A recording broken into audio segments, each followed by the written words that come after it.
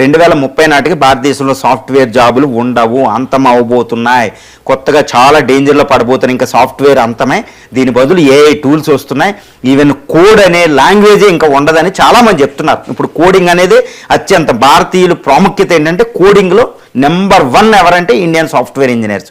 ఇప్పుడు బీపీఓ లాంటి బ్యాక్ ఆఫీసుల్లో 54% ఇండియా కాంట్రిబ్యూట్ చేస్తుంది. ఇప్పుడు భారతదేశంలో బెంగళూరులో 10 లక్షల మంది సాఫ్ట్వేర్ ఇంజనీర్లు, తర్వాత హైదరాబాద్, పూణే, నోయిడా, కోల్కతా, చెన్నై ఇలాంటి సిటీలు అన్నీ కలిపితే 56 లక్షల నుంచి 60 లక్షల మంది సాఫ్ట్వేర్ ఇంజనీర్లు ఈరోజు భారతదేశంలో ఉన్నారు.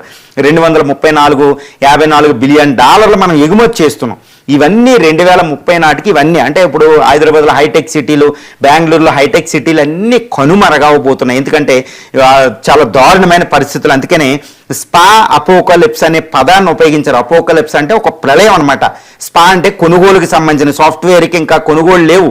అందుకని విప్రో, తర్వాత ఇన్ఫోసిస్, టీసీఎస్ లాంటి కంపెనీ షేర్లు అన్నీ పడిపోతున్నాయి. ప్రపంచంలో అమెరికా కూడా ఒక రకంగా స్టాక్ మార్కెట్ క్రాష్ అవుతుంది. ఎందుకంటే అక్కడ సాఫ్ట్వేర్ కంపెనీస్ అన్నీ పడిపోవడం జరుగుతున్నాయి స్టాకులు. అంటే ఇక ఏఐ అనేది దీన్ని రిప్లేస్ చేయబోతుంది. ఇంకా సాఫ్ట్వేర్ అంతమని చెప్పొచ్చు. ఈవెన్ ప్రైమ్ మినిస్టర్ కూడా, ఇండియన్ ప్రైమ్ మినిస్టర్ కూడా నిన్న ఏఐ ఇంపాక్ట్ సమ్మిట్లో మాట్లాడుతూ చెప్తున్నారు ఆయన సాఫ్ట్వేర్కి ప్రాబ్లం ఉంది.